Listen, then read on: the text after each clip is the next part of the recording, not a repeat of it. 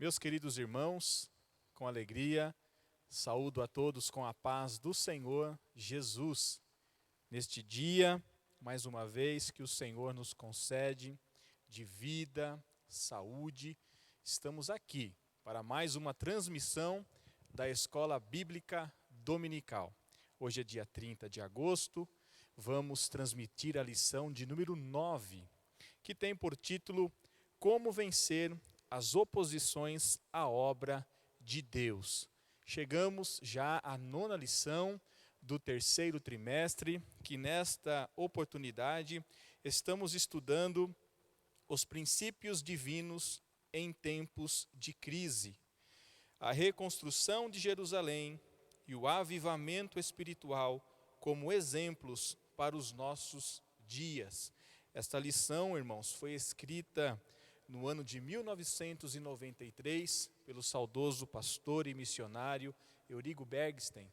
E hoje estamos colhendo frutos, né? Uma edição especial e chegamos à 9ª lição desta preciosidade da palavra de Deus. Eu quero orar com você neste momento, abrindo esta escola bíblica dominical, pedindo a presença do Senhor, tanto para aquele que vai ministrar, dando capacidade, sabedoria, quanto para você que está também acompanhando, para que o ensino caia numa boa terra e produza frutos. Oremos.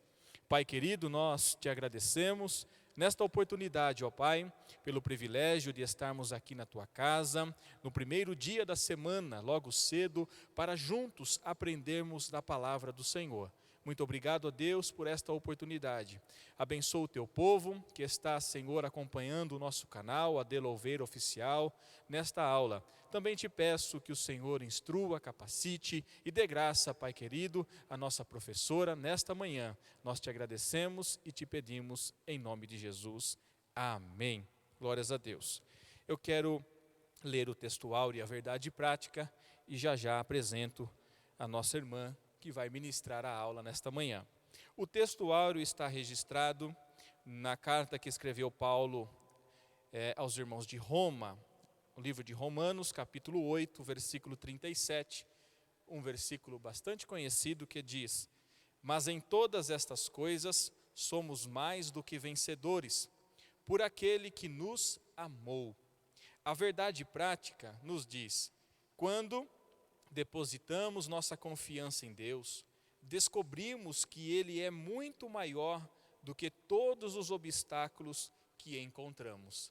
Que bênção de lição, de tema que vamos estudar nesta manhã, poder depositar a nossa confiança no nosso Deus. Estamos estudando baseado no retorno do povo, saindo da Babilônia, estão reconstruindo as suas vidas novamente, estão encontrando bastante obstáculos, dificuldades, mas Deus está no meio do seu povo. Quantas lições maravilhosas já tiramos desse estudo e não vai ser diferente no dia de hoje.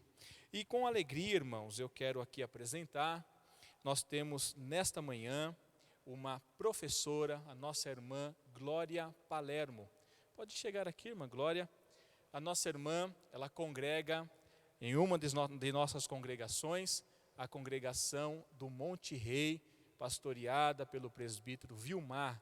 E, como os irmãos sabem, durante a pandemia, durante a nossa reclusão, nós estamos fazendo um rodízio de professores em todo o nosso campo.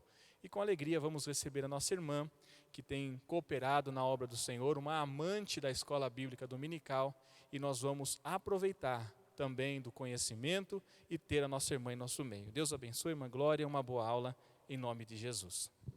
A paz do Senhor, meus irmãos, eu estou imensamente feliz por estar aqui com vocês nesse domingo de manhã, dia 30 de agosto, último domingo de agosto. Estamos atravessando uma pandemia, mas eu só recebo presentes do Senhor. Eu tenho que agradecer primeiramente a Ele, que tão insignificante eu sou e Ele me permite estar aqui. Quero agradecer também ao nosso presbítero Rafael, tá, de todo o coração, fiquei muito honrada com esse convite, e extensivo ao nosso pastor presidente, o nosso pastor Gaetano. E hoje eu estou aqui, irmãos, para falar de mais uma lição para os irmãos. Eu sou professora de escola dominical na minha congregação do Monte Rei, e realmente o irmão Rafael falou a verdade. Eu sou amantíssima da escola dominical. Para mim, a palavra de Deus, para mim não, deveria ser o mais importante que existe no cristianismo. Deveríamos seguir o exemplo de Jesus, que sempre ensinava. Durante toda a Bíblia nós lemos Jesus ensinando e ensinava. E eu gostaria muito que eu conseguisse passar para vocês um pouquinho desse exemplo de Jesus e que vocês fossem seguidores.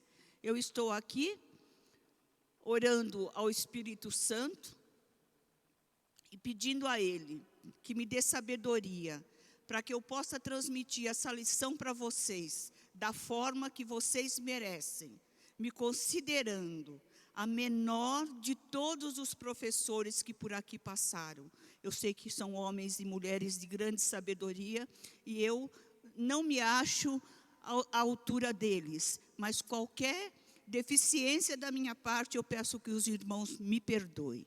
Amém, irmãos? E vamos começar a nossa lição, que a revista, como já foi dito aqui, fala da reconstrução do templo e dos muros de Jerusalém, de um novo avivamento, fala dos princípios divinos em tempo de crise. É a lição número 9, meus irmãos, para quem não tem revista, que eu sei que a maioria dos irmãos estão em casa, assistindo essa aula, não tem revista. Então, eu preferi seguir o texto bíblico, tá? Já foi lido aqui o nosso textuário e a nossa verdade prática. Agora, eu gostaria de ler com os irmãos o texto bíblico, porque eu acho que fica melhor a localização dos irmãos que não têm a revista. E aqui, irmãos, como a gente não podia deixar de dar uma recapitulada, eu fiz um esboço aqui para que a gente pudesse entender um pouquinho melhor o que já foi dito aqui. Meus irmãos, e eu queria falar o seguinte para os irmãos. Todo esse tempo do cativeiro babilônico, eu tenho um esboço aqui para falar para vocês, rapidinho, para não ocupar muito tempo, mas quero começar a falar de Neemias. Neemias, o nome como quer dizer o consolador ou aquele que consola. E hoje, irmãos, dentro do nosso mundo, dentro do contexto social, político que nós vivemos, esse nome é muito atual, apesar desse livro ter sido escrito há muito tempo atrás. Mas é um tema muito atual, é um tema que vai fazer você aprender a liderar melhor a tua empresa, a tua família, a tua igreja, o teu ministério. Porque Neemias é um manual para liderança. E nós temos que aprender cada dia mais com esse livro. Gostaria de falar que o mundo pode aprender com esse livro, não apenas nós. Então, continuando, meus irmãos, esse livro... o nome Neemias quer dizer consolador, aquele que consola. E Neemias era um consolador, e nós vamos ver. Neemias era um consolador, Neemias era um intercessor. E aí nós vamos vendo o que acontece com esse homem. Esse homem, o que aconteceu na vida dele? Com a morte, é uma recapitulação rapidinho para a gente entrar no contexto da revista. Esse homem, ele, com a morte do rei Salomão, por volta de 931 a.C., foram divididas em duas tribos. Israel foi dividida em duas tribos, o reino do norte e o reino do sul. Me desculpe, duas tribos não, dois reinos. Reinos do norte e reinos do sul. Isso é muito interessante, irmãos, porque eu sinto que às vezes a gente tem necessidade de entender bem o que era Samaria. Então, o reino do norte e o reino do sul, depois da morte do rei Salomão. E o que aconteceu? Aconteceu que o reino do norte começou a fazer tudo o que que não agradava ao Senhor. O Senhor pegou o reino do norte e colocou sob o governo sírio e nunca mais voltaram para Jerusalém. Porém, como Samaria era a capital do Reino do Norte e tinha muitos judeus, a Síria invadiu Samaria, porque estava dominando aquela parte da região, e ali se misturou judeus, samaritanos e os sírios. Por isso que tem uma discriminação, não é uma discriminação racial, não é uma discriminação preconceituosa, é uma discriminação sobre a adoração feita ao verdadeiro Deus. Ali nós tínhamos povos misturados, judeus, Tobias, que nós vamos ver aqui, casou com uma judia, né? E ali foram misturados. Então, isso já foi dito aqui, quando foi para Zorobabel, saiu do cativeiro e veio para Jerusalém, e os judeus samaritanos se propuseram ajudar a construir o templo, a resposta de Zorobabel foi não, nós não queremos vocês. Por quê, meus irmãos? Porque eles estavam com um pé no mundo e um pé na igreja, e isso não seria certo, já naquela época. E o que aconteceu? Aconteceu que aí nós vemos um ecumenismo. Então, eles diziam assim, mas não é porque a gente adora outros deuses, a gente tem outro costume, que nós não podemos adorar o seu Deus. Isso é muito atual nos dias de hoje. Qualquer crença leva a Deus, nós ouvimos falar isso muito. Nós ouvimos o Papa falar que precisa unificar as religiões. Isso é ecumenismo, meus irmãos. Já acontecia lá. Bom, foi recusado a ajuda dos samaritanos. Isso daqui, irmãos, para quem quiser ler, está em Crônicas 17, se não me engano, a partir do versículo 3 e 4, está escrito isso. Bom, então, o que aconteceu? O reino do norte caiu na mão da Síria. O reino de Judá também se deteriorou, também pecou. Não ouviam os profetas, matavam os profetas, e Deus os colocou sobre o domínio dos medo-persas. Sim, e ficaram nesse cativeiro, os irmãos já sabem, durante 70 anos. No reino do norte, tiveram 20 reis, todos idólatras, em 8 dinastias. No reino do Judá, tiveram 19 reis, alguns bons, outros ruins, todos da dinastia davídica. O que aconteceu então? Depois do cativeiro, que começou em 586 a.C., Deus entrega a tribo de Judá e Benjamim nas mãos dos babilônicos. Babilônia vem, toma o poder e começa a dominar Jerusalém.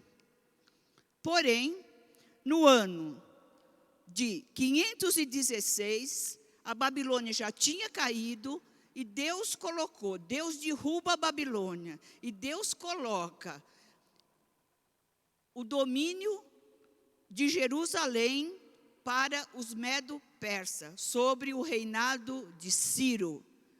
No ano de 516, vem a primeira leva que sai de Babilônia e volta para Jerusalém. Essa primeira leva vem como líder Zorobabel para quê? Para reconstruir o templo. 59 anos depois, vem Esdra. Esdra é o líder religioso. Esdra é aquele que vem ensinar a lei mosaica, a lei de Moisés para o povo. E 13 anos depois, vem Neemias. Neemias vem como copeiro do rei Artaxerxes. Ele serve o rei. E diferente do que falam, que era, não tinha um cargo muito bom, não. Ele era só um copeiro. Ser copeiro do rei era um dos mais altos cargos daquela época. Por quê? Porque o copeiro provava toda a alimentação e toda a bebida do rei. Era essa a função dele. E Neemias serviu o rei e a rainha. Alguns dizem, Alguns dizem que ele era eunuco, porque quando se servia um funcionário, um soldado servia harém, servia rainha, eles eram castrados, sim? Então, alguns dizem que Neemias era eunuco, mas ninguém pode afirmar isso, a Bíblia não diz.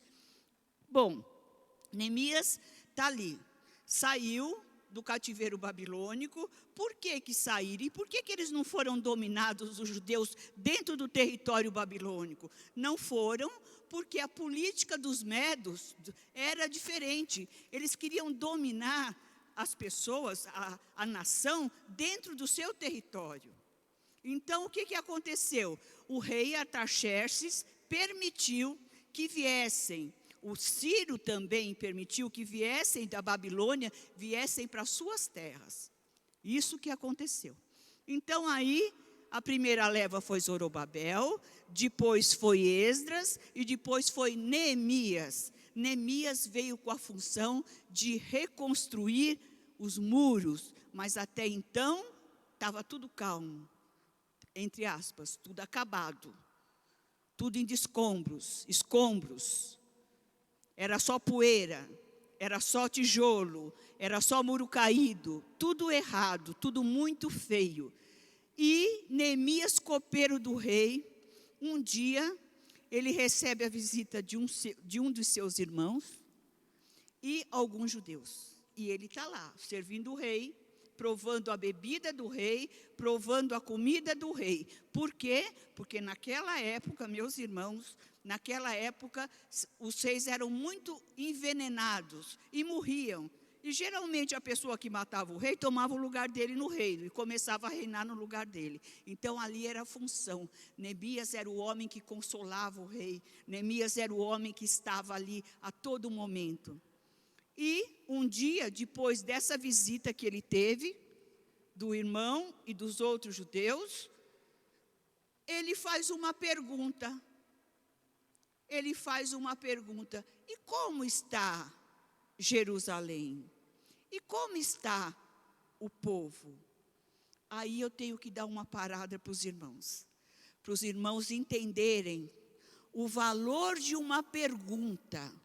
O que é uma pergunta? Faz parte da nossa cultura, meus irmãos. Faz parte da nossa cultura eu perguntar para você assim: a paz do Senhor, irmão, está tudo bem com você? Isso daí é uma coisa vaga, é uma coisa hipócrita, é uma coisa fria. Porém, Neemias não agiu assim. Quando eu faço uma pergunta para você: como você está, meu irmão? Você está bem? Ele fala assim: irmã Glória, eu não estou nada bem não, sabe? Eu estou com medo dessa pandemia, eu perdi um amigo tão querido. E eu falo assim: irmão, não quero ouvir não, foi só educação. Mas o que aconteceu com Neemias não foi isso.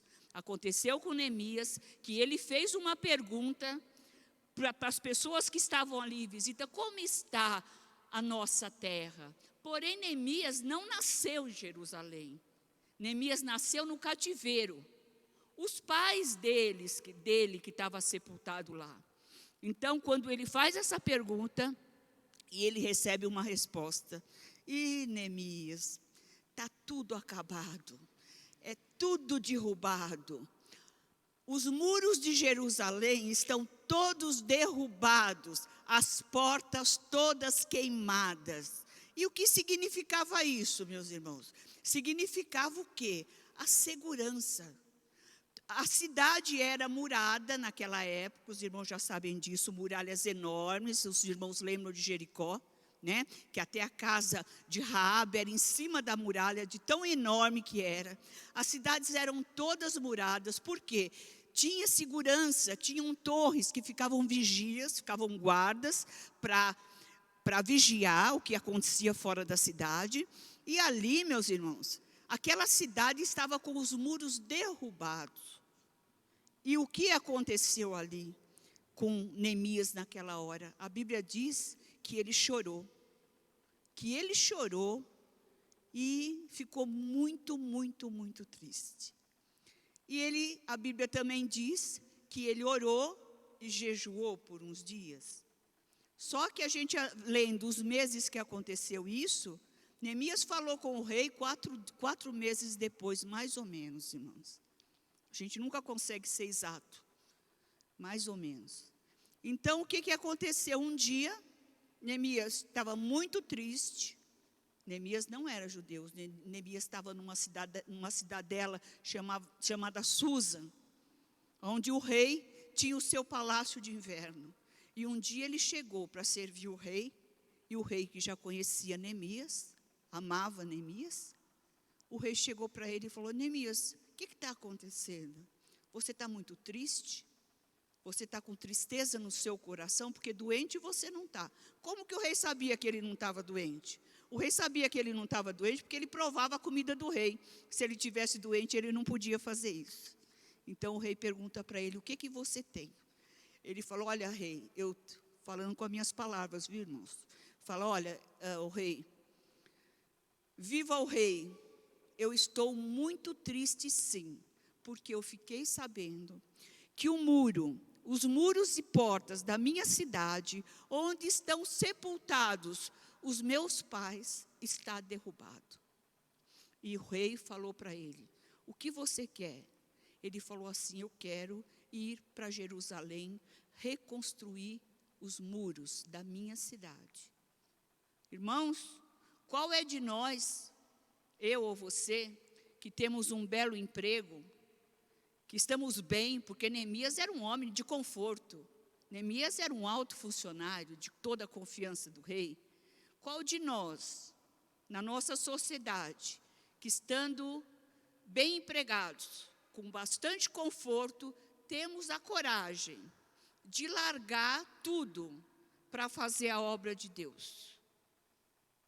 Eu vou te dar um exemplo de uma pessoa que eu fiquei sabendo no domingo, do missionário lá da China, que ele disse que ele foi embora com a esposa, não tinha nem filhos, e eles tiveram filhos num país totalmente diferente do nosso, numa cultura ruim, vamos dizer assim, para nós brasileiros, numa língua ruim, e ele jogou a vida dele, assim como Neemias, para fazer a obra de Deus. Neemias deixa o que era seu. Esse missionário também jogou um monte de plano fora, porque ele era casado, ele queria ter filho no Brasil, ele queria frequentar uma igreja no Brasil, mas Deus mostra para ele uma obra grandiosa. E ele assume a responsabilidade dessa obra, e Neemias também. Rei, eu quero ir reconstruir os muros da minha cidade. Neemias sai do conforto, sai da sua individualidade, sai do seu umbigo para cuidar de um povo, o povo de Deus. E daí, como se não bastasse, Neemias completa. Porém, irmãos, a Bíblia diz que antes de Neemias falar o que ele queria para o rei, ele orou. Ele orou. A oração mais rápida da Bíblia é aquela que a gente fala assim, que nem eu estou falando agora: Espírito Santo, coloque palavras na minha boca. Foi a oração mais rápida da Bíblia. E daí ele começa: eu quero ir reconstruir.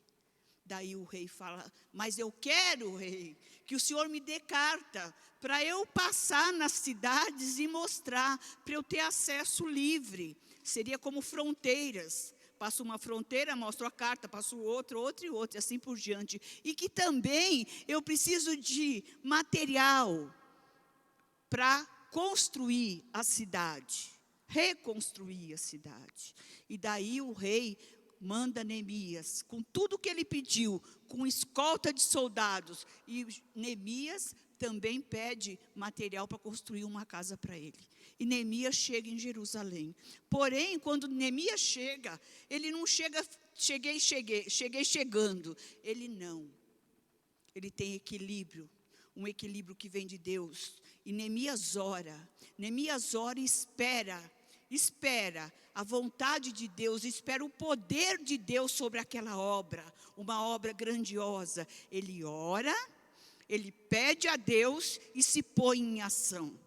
E hoje, irmãos, nós vemos tantas pessoas dos nossos cultos, quando o pregador fala porta de emprego, eu pego aquela porta de emprego e eu fico na minha casa sentada. Não é assim que funciona. Nós temos um exemplo de Neemias. E nós vamos mais para frente, nós vamos ver mais forte isso. E Neemias foi para a ação. E ele não chegou fazendo, ô povo, vamos fazer. Não, Neemias chegou observando, estrategista. Ele queria saber o que ele podia fazer e como ele ia fazer. Um grande líder. E ele começou, meus irmãos, a fazer o planejamento do que ele ia fazer. Começou a olhar tudo aquilo e começou o trabalho dele, que agora nós vamos entrar aqui, irmãos, na lição. Mas eu queria, irmãos, na lição está a partir do versículo 8 do capítulo 4, eu queria que os irmãos, ler com os irmãos um pouquinho antes, para os irmãos entenderem o que eu estou falando. 4, eu quero ler a partir do versículo 1, capítulo 4 de Neemias, a partir do versículo 1, que nos diz assim: Sambalate, eu estou falando agora, Sambalate era governador de Samaria, ficou furioso quando soube que estávamos reconstruindo o muro. É Neemias falando, ele escreve esse livro, ele está falando dele. Indignou-se, zombou dos judeus, disse na presença dos seus companheiros e dos oficiais do exército samaritano: o que esse punhado de judeus fracos pensa que está fazendo? Imaginam se serão capazes de construir o muro em um dia, só porque ofereceram alguns sacrifícios? Pensam que podem fazer algo com as pedras queimadas que tiraram de um monte de entulho? Então aí Neemias já começa a ver os obstáculos. O que significava, irmãos? O muro destruído, falta de segurança. Ali naquela cidade, ela estava ali, qualquer um podia entrar. Não tinha nenhuma segurança. Entrava samaritano, entrava povos que não eram samaritanos, mas também que não queriam que arrumasse a cidade. Sim? E as portas queimadas? O que significam as portas queimadas? Significa, irmãos, que não tinha justiça. Os irmãos lembram que as pessoas eram julgadas nas portas das cidades, que os reis e que juízes julgavam as pessoas das portas da cidade. Então ali não tinha porta, estava tudo queimado, não tinha justiça, não tinha segurança, não tinha nada. E uma terra, irmãos, nós sabemos muito bem o que significa isso. Uma terra, uma cidade sem segurança, nós sentimos medo de andar. Hoje acontece isso. Não temos segurança em nosso país, em nossa cidade. Quando cruzamos com uma pessoa que achamos que ela é alguma coisa de errado, nós sentimos medo do nosso semelhante. E aquela cidade não tinha nenhuma segurança, não tinha juiz julgando a lei, não tinha justiça. Isso que significa. E quando, aqui no versículo 1, quando o pessoal lá de Samaria, o governador Sambalate, soube que Neemias estava ali para reconstruir o muro, ficou furioso. Na minha Bíblia está furioso, mas em algumas está irado.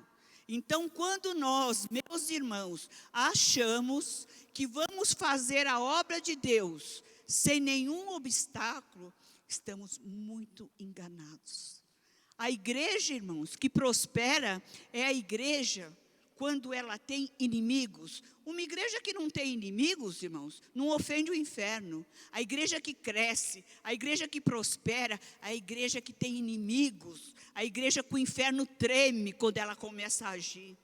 Por isso que nós temos inimigos na obra de Deus. Para quem quer realizar a obra de Deus, pensa: eu vou ficar em casa, eu vou ser líder disso, eu vou ser líder daquilo, eu vou para a igreja, eu vou pregar. Não vai não, irmãos. Muita gente vai se levantar contra você. Levantou contra Neemias e contra todo aquele povo que queria fazer a obra de Deus, que tinha um objetivo.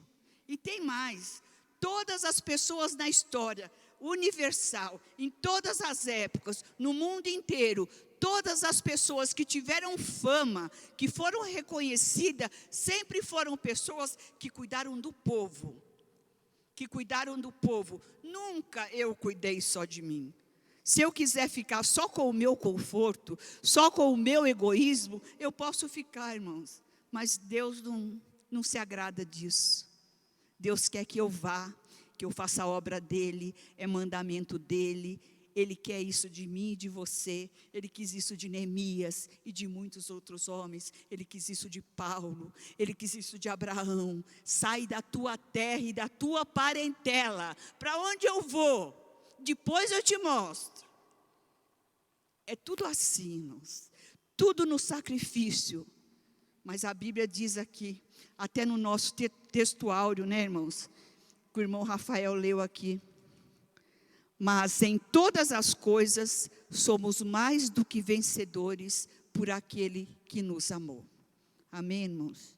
E daí, irmãos, Neemias estava irritando aquele povo idólatra, apóstata, aquele povo sem classificação, vamos dizer assim, ímpio. Quando eu falo ímpio, o pecado da impiedade não é pecado imoral. Imoral é o homem, que é contra o homem, contra o meu próprio corpo. Impiedade é o pecado contra Deus. E ali naquela redondeza era o que imperava, o pecado contra Deus. E chegou Neemias, se dizendo homem de Deus, orando, jejuando e pondo em ação o povo como um líder que a gente tinha que ter exemplo, tirar esse exemplo para nós. Eu não sou líder de nada não, irmãos, mas eu vejo líderes fortes, especialmente na nossa denominação, mas também eu vejo líderes fracos, fracotes, que nem diz aqui. Nós somos fracos sim, porque nós somos pó, tá? Mas aquele que luta por nós é o Deus Todo-Poderoso. É o Deus poderoso dos exércitos. Contra Ele não tem poder. E Ele é quem está conosco. Maior é o que está conosco do que o que está no mundo, a Bíblia diz. E a gente hoje em dia, quando eu recebo uma vocação, que eu tenho certeza que Deus colocou aquela vocação em mim, que eu tenho certeza que quando eu no ventre da minha mãe eu recebo o dom da graça que Deus me deu, Ele já pôs ali, Ele pôs muitos outros, mas Ele pôs muitos outros em mim e você.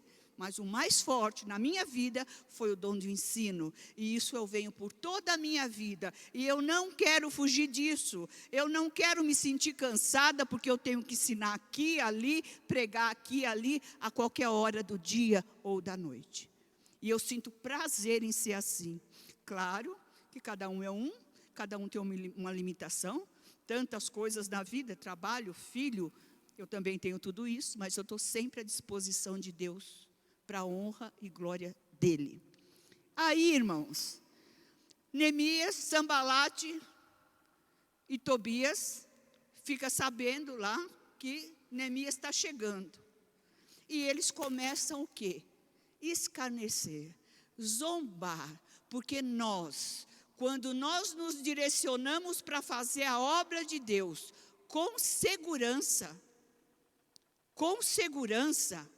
nós vamos ter oposição do inimigo. Só que quando o inimigo falar assim para mim, irmã, você não está com nada, eu não vou jamais, nem eu e nem você, e nem nenhum cristão, discutir com ele. Ou você posta alguma coisa no Facebook que não agradou o mundo inteiro, e alguém fala alguma coisa errada para você, e você começa a digitar e discutir com quem você nem conhece, que é seu amigo desconhecido. Você vai descer a ponto de chegar do mesmo lado do inimigo, que quer que você discuta. Então, se você tem um ministério, se você tem uma obra de Deus para ser feita, e você tem certeza do seu chamado, porque às vezes eu quero fazer coisa que não diz respeito comigo, a mim. Eu vejo líderes que querem a fama, não querem a obra. Eu vejo os líderes que não estão presentes na sua liderança. Mas eu vejo muitos líderes que põem a cara para bater e que estão sempre à disposição do Todo-Poderoso, da obra que tem que ser realizada. Então, irmãos, Neemias vai em frente. Ouvindo todo tipo de crítica, Por quê? Porque Neemias era um homem poderoso, mas simples, equilibrado, sobre o poder de Deus. Porque existem dois extremos, e Sambalate e a turma lá de Samaria eram arrogantes, soberbos. Existem dois extremos no ser humano. Aquele que eu acho que eu sou a melhor, não tem ninguém melhor do que eu, é muito perigoso. E tem o outro lado, que a minha autoestima, extremamente achatada, que é a que diz aqui, ó. Será que eles vão reconstruir os muros de todo aquele lixo que está lá? E depois, mais para frente, Tobias fala assim, mas nem liga, porque vão reconstruir um muro de pedra, passar uma raposa vai destruir tudo aquilo. Então, eles estão na pressão, eles estão pressionando Neemias, o líder. Quando você acha, está lá em Romanos, quando você acha que você é muito perigoso. E o outro lado, quando você tem a sua autoestima achatada, é muito perigoso. Por quê? Porque você não é nada, porque você não presta para nada, porque você é um murmurador, porque você não consegue nada da vida, porque você é um infeliz. Sabe o que você está fazendo? Você está pecando contra Deus, porque Deus te deu um valor. Você tem um valor, tem um hino assim, e você acha que você não é nada. Você está cortando o propósito de Deus para a sua vida. Pode ser que você não seja igual a mim. Pode ser que eu não tenha a capacidade que você tem. Mas Deus tem um propósito na minha vida e na sua vida. E quando você se abala e fala que você não tem, que você não pode, que você não é, você está cortando o propósito que o teu Criador tem na sua vida.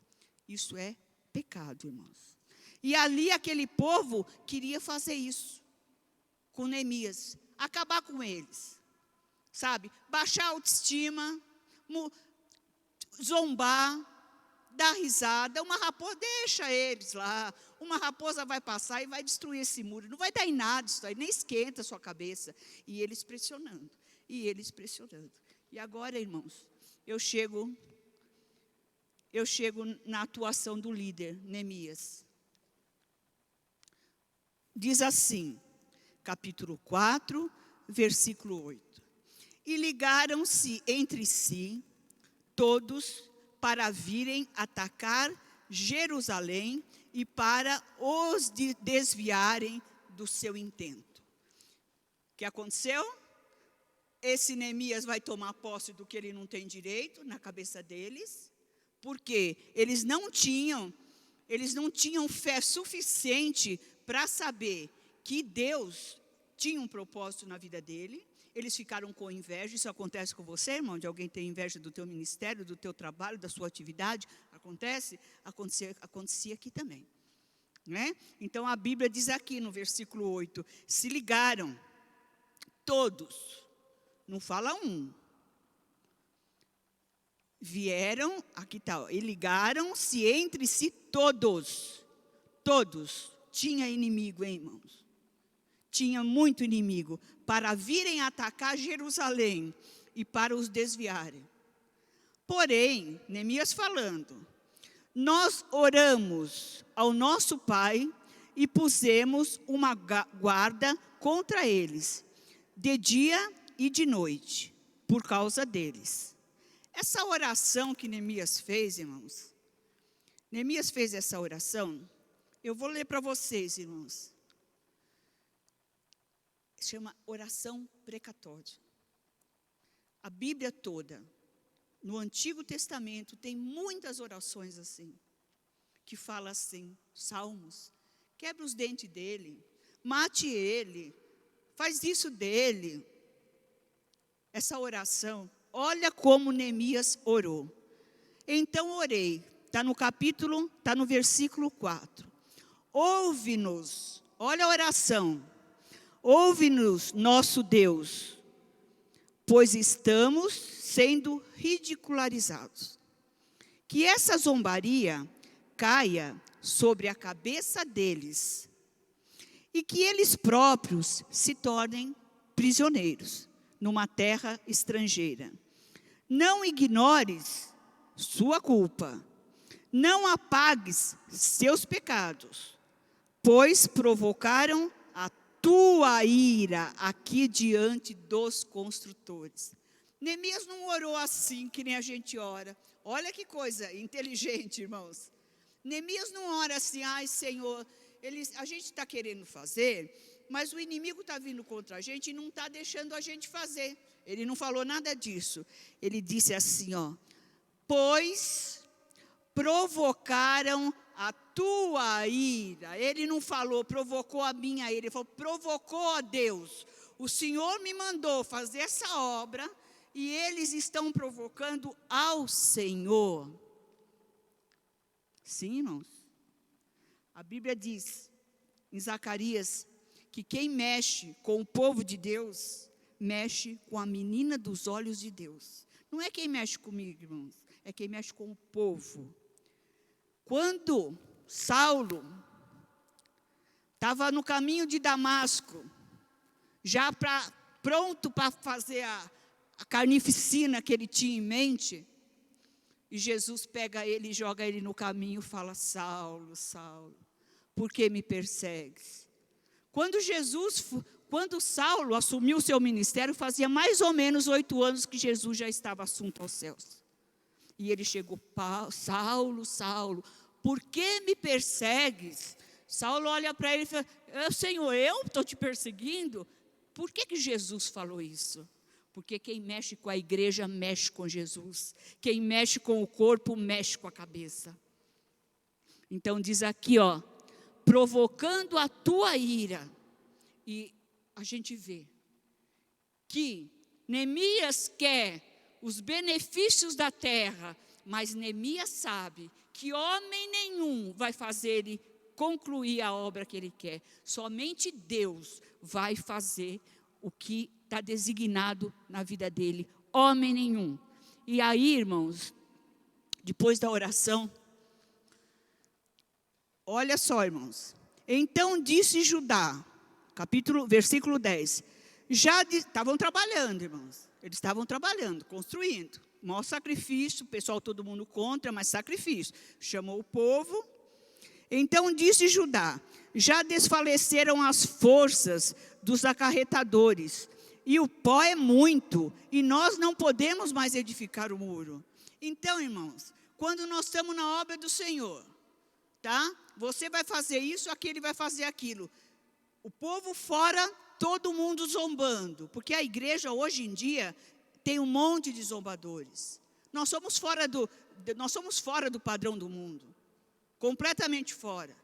Né? Então nós somos zombados, nós somos as irmãs feias, nós somos o povo moralista, nós somos o povo que estamos por fora da atualidade, por fora do mundo real, nós somos tudo, irmãos, mas só nós não somos fora do padrão de Deus, do padrão da Bíblia, né? E aqui, quando nós estamos sendo apedrejados pelos de fora, glória a Deus, porque o Senhor luta por nós. Mas quando nós estamos sendo apedrejados, posto para baixo, alguém tira o nosso ânimo dentro da nossa família, dentro da nossa comunidade. Judá era um líder, e ele chegou para Neemias estava com toda aquela garra, ele chegou para Neemias e falou assim, olha, as forças estão acabando, ninguém consegue mais trabalhar e carregar essas coisas não. Neemias pensou. Neemias pensou. Disseram, porém, os nossos inimigos, não saberão disso, nem verão, até que entremos no meio deles e matemos. Assim faremos cessar a obra. O objetivo deles não era matar, o último objetivo, era parar com a obra. Mas como ali estava todo mundo meio cansadão, eles se juntaram e falaram, nós vamos invadir. Nós vamos entrar no meio deles, mas sem eles perceberem. Porque o mal se faz nas trevas, irmão. O mal se faz escondido. Então nós vamos entrar e nós vamos matar, e assim a obra para. Depois no versículo 12, e sucedeu que vindo os judeus que habitavam entre eles, 10 vezes nos disseram que de todos os lugares tornavam a nós. O que significa isso? Significa que o povo, 10 vezes nos falaram. O que significa isso? Boato. Boato, isso não vai dar. Isso está errado. Olha, não vai dar, vocês vão entrar bem, vocês vão entrar em fria, não vai dar certo. E aquele boato, irmãos, acontece com a gente hoje. Não vai dar, porque o pastor não deixa, porque a irmã não quer, porque o outro não tem capacidade, porque isso é aquilo, porque o ministério não é para ser dele. E vai minando o ânimo, e vai minando a força. Isso, irmãos, em qualquer setor da nossa vida, na nossa empresa, na nossa família, na nossa igreja, vai minando as nossas forças. O inimigo vai fazendo isso com a gente. Então, esses 10, os judeus que estavam lá longe, vinham e falavam: não, mas está acontecendo isso, estão falando que não vai dar certo, estão falando que vai acontecer isso. E eles ficaram muito preocupados. Neemias falando no capítulo 13, pelo que pus guardas nos lugares baixos, por detrás dos muros, nos altos, e pus o povo pelas suas famílias, com as suas espadas, com as suas lanças e com os seus arcos. Armas de defesa e armas de combate. O que Neemias fez? Vamos ver aqui no versículo 14. E olhei, Neemias só olhando, e levantei-me e disse aos nobres e aos magistrados e ao resto do povo. Neemias não disse ao resto do povo primeiro, ele disse aos nobres e aos magistrados. O que significa isso? Quando os líderes se levantam, quando os líderes se mostram firmes do que querem, com poder de liderança como tinha Neemias, os liderados vão atrás. E olha o que aconteceu. O que Neemias disse: não os temais, lembrai-vos do Senhor, grande e terrível, e pelejai pelos vossos irmãos, pelos vossos filhos, vossas mulheres. Aqui está meio errado, viu, irmãos? Vossas mulheres e vossas casas. Por que está errado aqui? Porque se eu estiver pregando numa congregação cheia de mulher aqui, um chá de mulheres, eu estou pregando aqui, eu falo assim: Senhor, abençoe nossos maridos, abençoe nossos maridos, abençoe vossos maridos, abençoe vosso marido.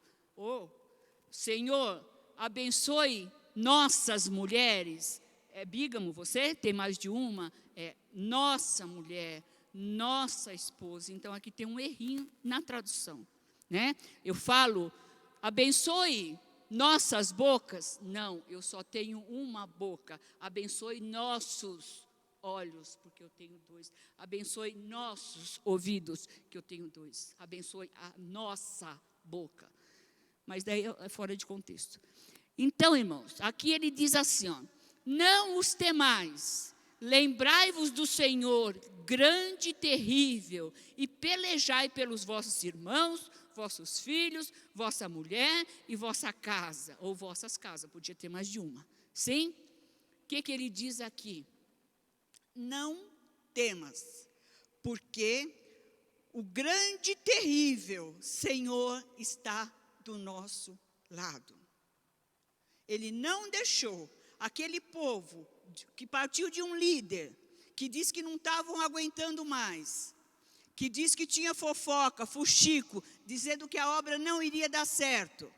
Ele não ligou, ele não se abateu, ele não esmoreceu. Ele falou, eu vou em frente, porque esse Deus grande e terrível. E ele falou mais: vocês, olha a inteligência do líder. Ora, isso é recursos humanos, é muito atual no nosso dia. Quando eu vou trabalhar numa empresa multinacional, e daí me oferecem um salário, e na mesma outra empresa, que é uma empresa sem grande expressão, me oferecem o mesmo salário, mas eu vou na outra. Por quê? Porque me oferece benefícios. Quais são os principais benefícios que o ser humano normalmente quer? É o bem da sua família. Então, eu tenho naquela empresa convênio médico, odontológico, cesta básica, auxílio, e papapá, um monte de coisa. Então, eu vou ficar aqui. Neemias usa desse recurso aqui, porque estava numa obra gigantesca.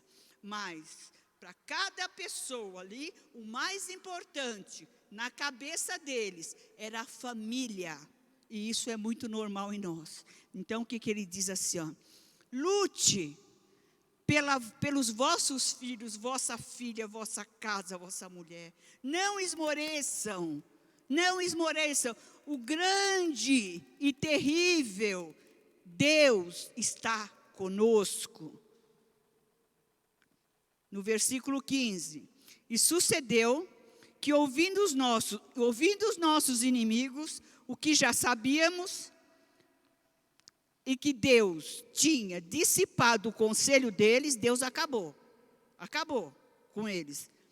Voltamos ao muro, vamos continuar, vamos turma, vai dar sim, nós vamos lá, não sei onde, nós vamos evangelizar, e nós vamos ganhar aquele povo, e nós vamos levar para a igreja, e nós vamos ensinar a palavra de Deus, e eles vão se tornar nova criatura, com nova natureza, e vai morar no céu junto com a gente. Isso é o que o Senhor quer de mim e de você. Neemias não fica triste, muito pelo contrário, agiu com recursos humanos. Olha, você fica aqui com a tua família, ali com a tua família, o muro era muito grande, tá? Vamos para a obra, ninguém vai parar não. E sucedeu que, no versículo 16, que desde aquele dia, metade dos seus moços, tinha moço, trabalhava na obra, e a outra metade deles tinha a lança, e os escudos, os arcos e as couraças. E os chefes estavam por detrás de toda a casa de Judá. Toda a família tinha um chefe. Foi o que ele falou aqui, cuidando da sua família. E os que edificavam o muro, e os que traziam as cargas, e os que carregavam, cada um com uma mão fazia a obra, e na outra tinha armas. Hoje em dia, fazemos a obra, e qual é a nossa arma? A nossa arma está lá em Efésios 6, né? É o nosso capacete, é o nosso escudo, é a nossa espada, né? Então, hoje, fazemos a obra e oramos. Com uma mão trabalhamos, com a outra nós temos a espada, que é a palavra de Deus, que oramos, que sabemos que Ele provê, que sabemos que Ele peleja por nós, temos a certeza disso. A nossa vida hoje é assim. A de Neemias era literal. Eles tinham armas, sim. Eles tinham ação, que nós devemos ter. Eu tenho ação, eu oro e eu tenho ação. Nós temos um erro. A Bíblia fala vigiar e orar. Se eu só vigiar e não orar, não vai acontecer coisa boa.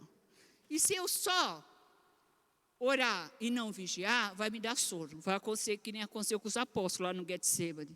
Eles vão dormir. Jesus foi orar. Vocês não podem nem vigiar um pouquinho? E eles dormiram, né?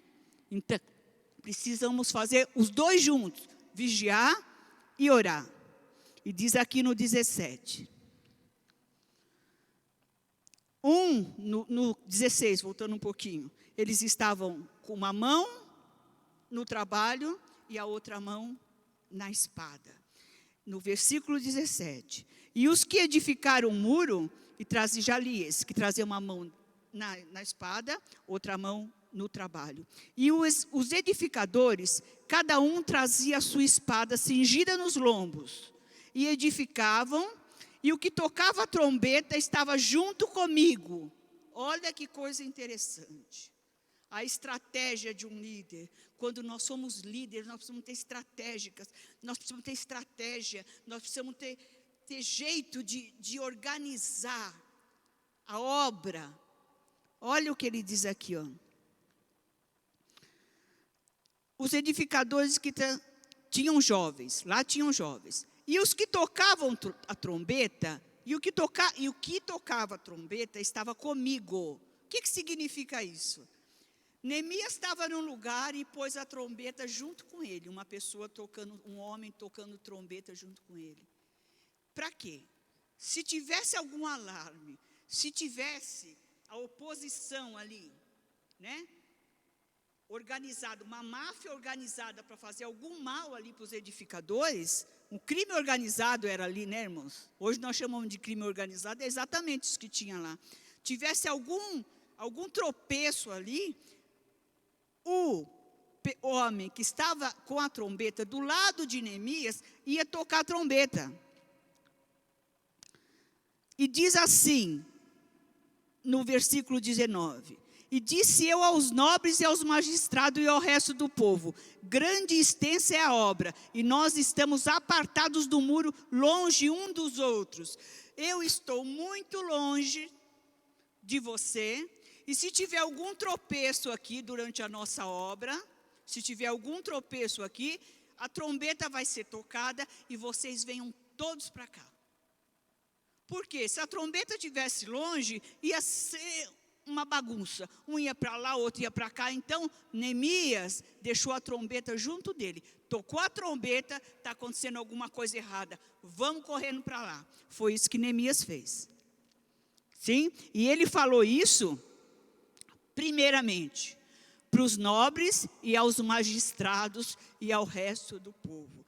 Os nobres e aos magistrados. Neemias sempre comunica primeiro aos líderes e depois ao povo. Aonde está um bom líder, os seus liderados estão todos junto com ele. Sem medo, não temais, né? E depois aqui no versículo 20. No lugar onde ouvirdes o som da buzina, ali vos ajuntarei conosco. O nosso Deus pelejará por nós. Isso é muito importante. Aqui quando ele fala assim, irmãos, nós estamos muito desunidos. Eu trago isso aplicando nos nossos dias. Nós, como igreja, até como família, viu, irmãos? Nós estamos muito desunidos.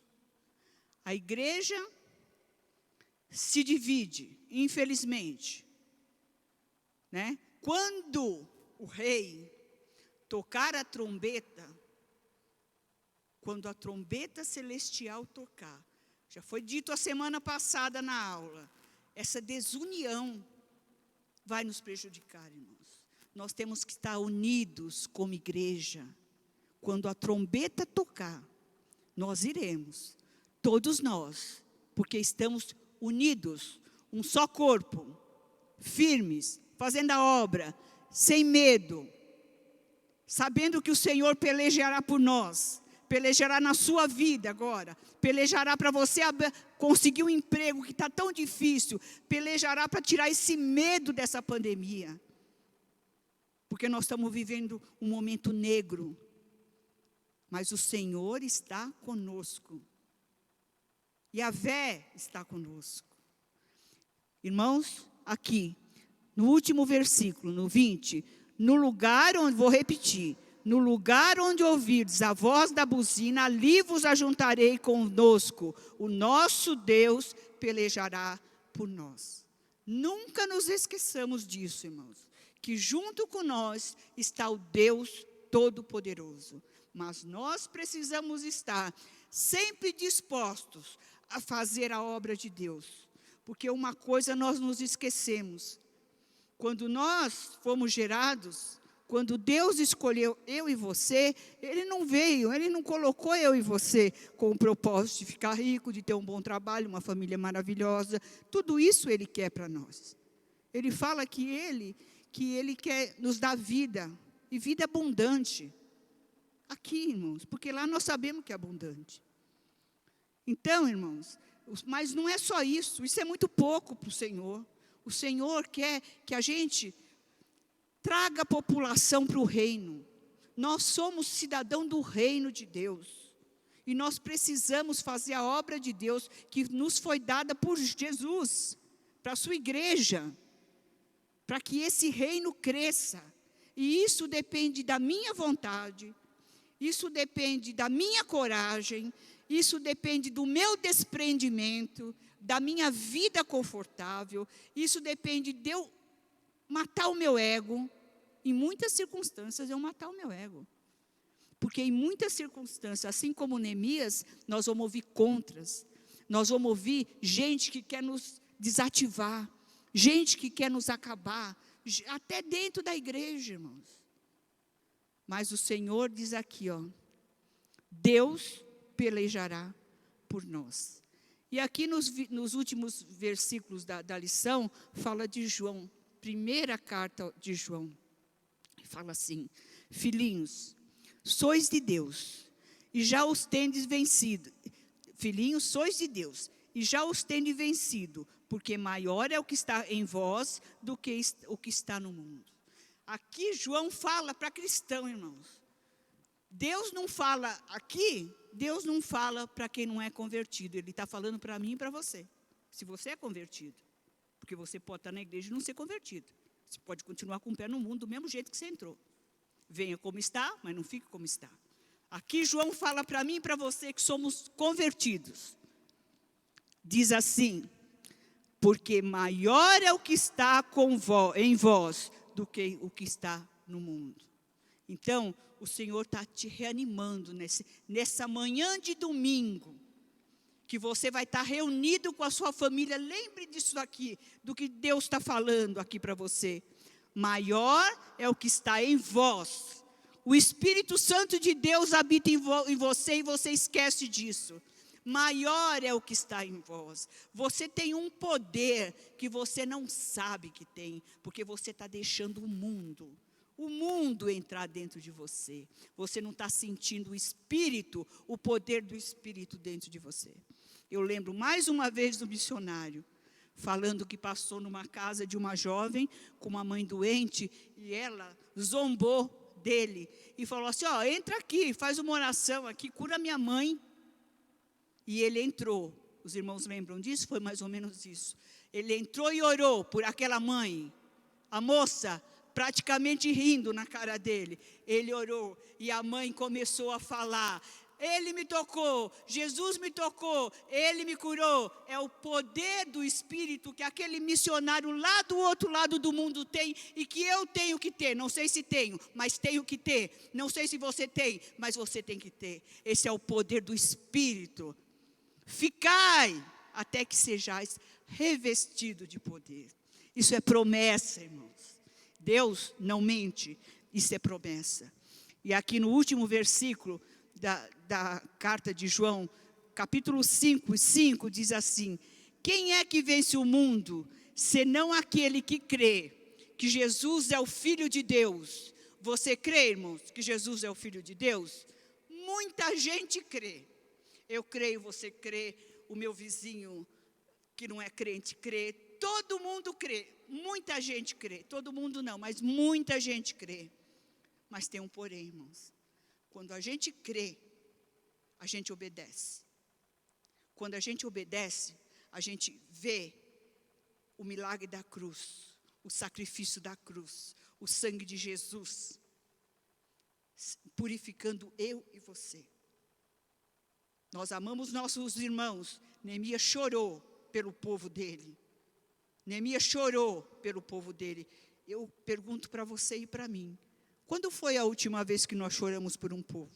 Você chorou na tragédia de Brumadinho? Você chorou quando caiu o avião, não sei o quê? Você chorou quando o Líbano agora foi destruído com uma bomba? Você chorou? Não, né, irmãos? Porque a gente liga para a gente.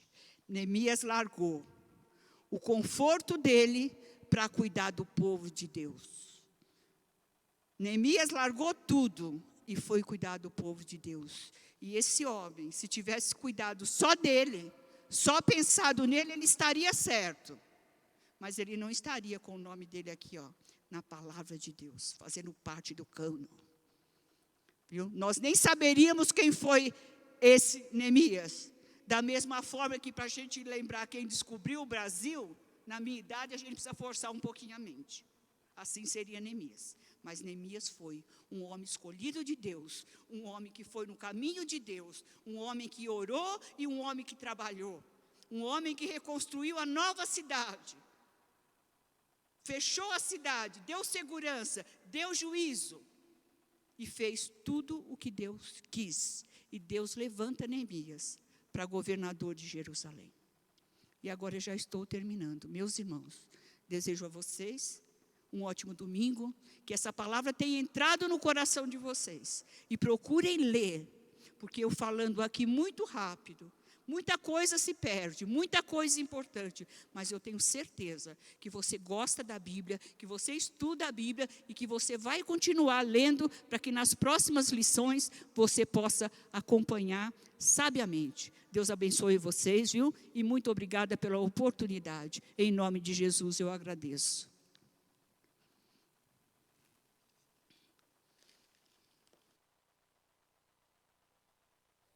Glórias a Deus, que bênção nesta manhã por este ensino.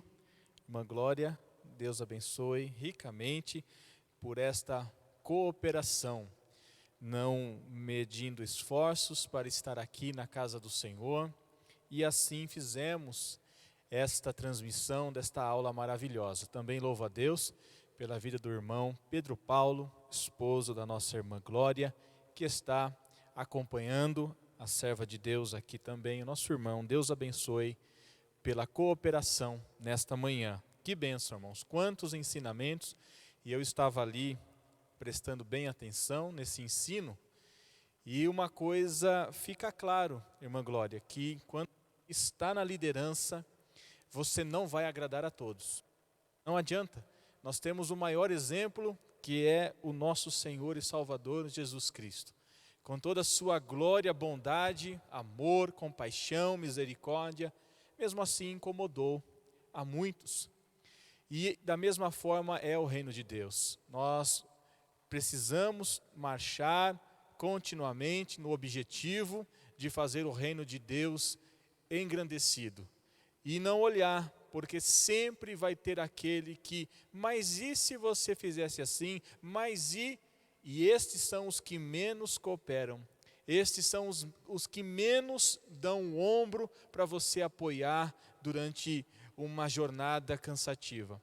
Mas glórias a Deus, porque nós temos ainda uma igreja forte, viva, homens e mulheres que estão sempre dizendo, eis-me aqui, envia-me a mim, sempre pronto para adorar e bendizer o nome do Senhor. Deus abençoe você, meu irmão, também a nossa irmã Glória mais uma vez, por esta aula tão maravilhosa. Queridos irmãos, encerrando aqui, eu quero apenas lembrar você, logo mais, hoje, nós teremos o nosso culto de louvor e adoração ao nome do Senhor. Porém, como na última terça-feira, nosso pastor já fez aqui um esclarecimento, nós teremos o nosso primeiro culto presencial com agendamento. Então, alguém pode perguntar, mas irmão Rafael, na terça-feira já não foi presencial? Como o nosso pastor disse, na terça-feira foi algo experimental, aonde os nossos dirigentes vieram, trouxeram alguns obreiros com as suas esposas, para que nós fizéssemos um teste, desde a recepção, os diáconos ali instruídos na medição de temperatura, uso do álcool. Então foi algo experimental. Porém, hoje, nós já teremos o nosso primeiro culto, que será às 17h30, para quem fez o agendamento. Acredito que a esta altura já está esgotado o nosso agendamento para os 2 cultos que teremos aqui no Lago Azul, onde nós receberemos os irmãos da igreja sede e também os irmãos aqui do Lago Azul, conforme o nosso pastor já havia mencionado. Então, para você também, meu irmão, das demais congregações, siga os procedimentos que o seu dirigente passou com relação ao horário. Cada dirigente adaptou da melhor forma. os avisos com agendamento eu estou dizendo aqui para a congregação do Lago Azul, que receberá também os irmãos da igreja sede.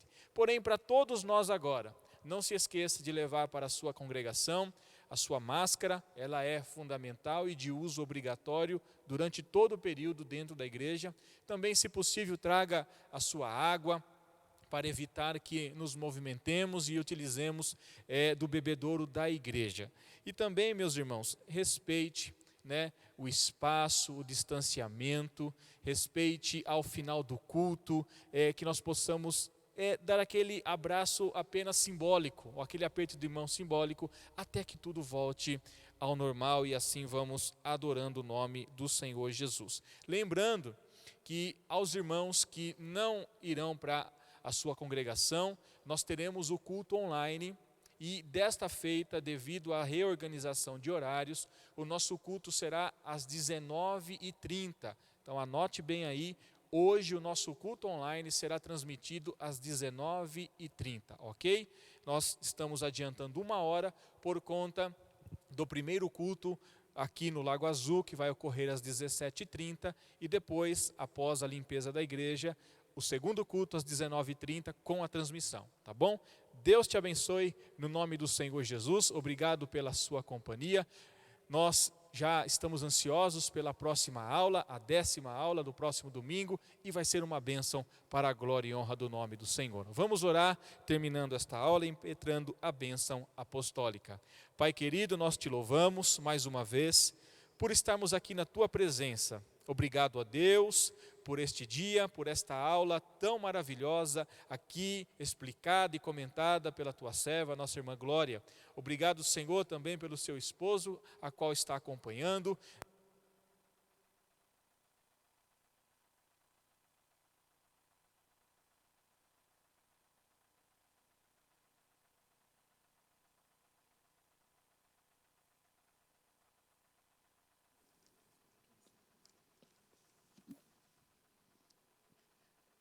Acabou a bateria do outro microfone. Vamos ministrar a bênção. Que a graça do Senhor Jesus, o grande amor de Deus e as consolações do seu Espírito sejam com todos, não somente hoje, mas para todos sempre. Amém. Está terminado em nome de Jesus.